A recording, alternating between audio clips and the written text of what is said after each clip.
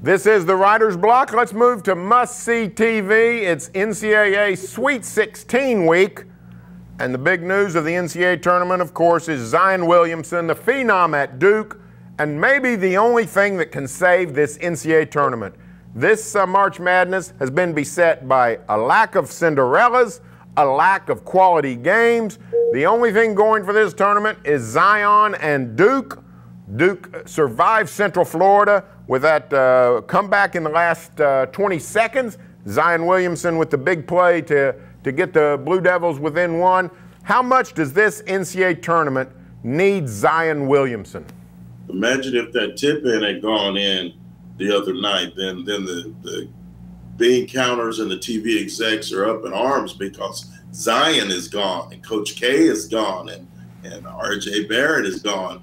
Duke and Zion are the best story of this tournament. There hasn't been a whole lot of sexy storylines. The big kid's averaging 28.5 points a game. So what if he's running over people and refs are afraid to call offensive fouls like the one down the stretch against UCF? So I think it's a great storyline. I think the tournament usually has 4 or 5 very good storylines, Barry, but he's not he's carrying it on his own. I mean, 28.5 points a game. He's a freight train.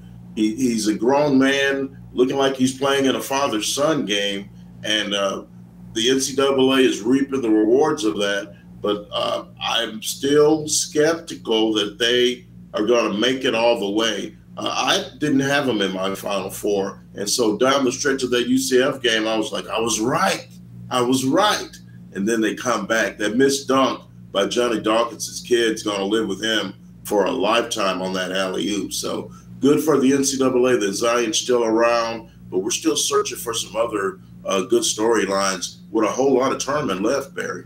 I'm Barry Tramel in Oklahoma City, chatting with Cedric Golden down in Austin.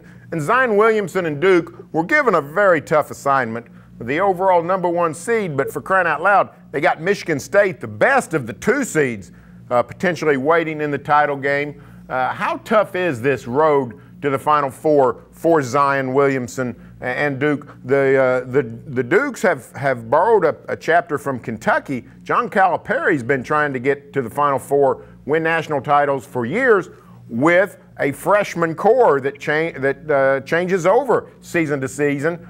That's not been Mike Krzyzewski's way, but it is this season with those 3 great freshmen. How tough is it going to be for Duke to make a Final Four?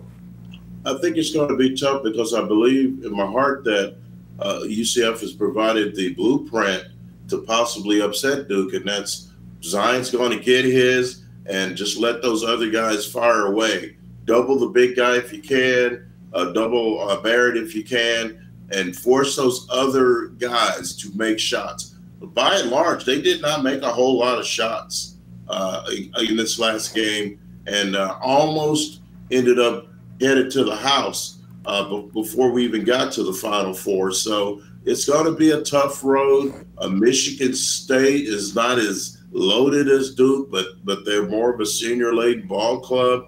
Tom Izzo is no stranger to these kind of games. Hopefully we'll get to see that matchup down the road. It's a tough road for Duke. It's kind of fun to watch these youngsters in their first NCAA tournament and their last, I might add, overcoming these challenges. But if you're asking me if Duke's going to win a national championship, Barry, my answer would be no. Duke in the Sweet 16 draws Virginia Tech, a fellow ACC member. Cedric, the NCAA Basketball Committee a few years ago changed the parameters. They now allow conference matchups as early as the 2nd round. We had one with Michigan State, Minnesota out of the Big Ten. Certainly we have one this week in the Sweet 16. Do you like it when the conference foes meet earlier than the regional final? I do not. I do not at all. I do kind of like it when a former coach goes up against a team that fired him early in the tournament. I think that's kind of cool. But if you're an ACC fan, you've already seen this twice. And so I don't know what the benefit is of having Duke and Vatech play once again this early in the tournament. I think it would be a lot cooler if you had them set up to meet in an Elite Eight or a Final Four. But meeting this early in a tournament is it's almost like Texas and Oklahoma playing in the conference championship game. Or let me do you one better. Back when Oklahoma and Oklahoma State played at the end of the regular season, when they would have to meet a week later. I just don't know that's as sexy as giving them some spice and setting it up to where they would meet later.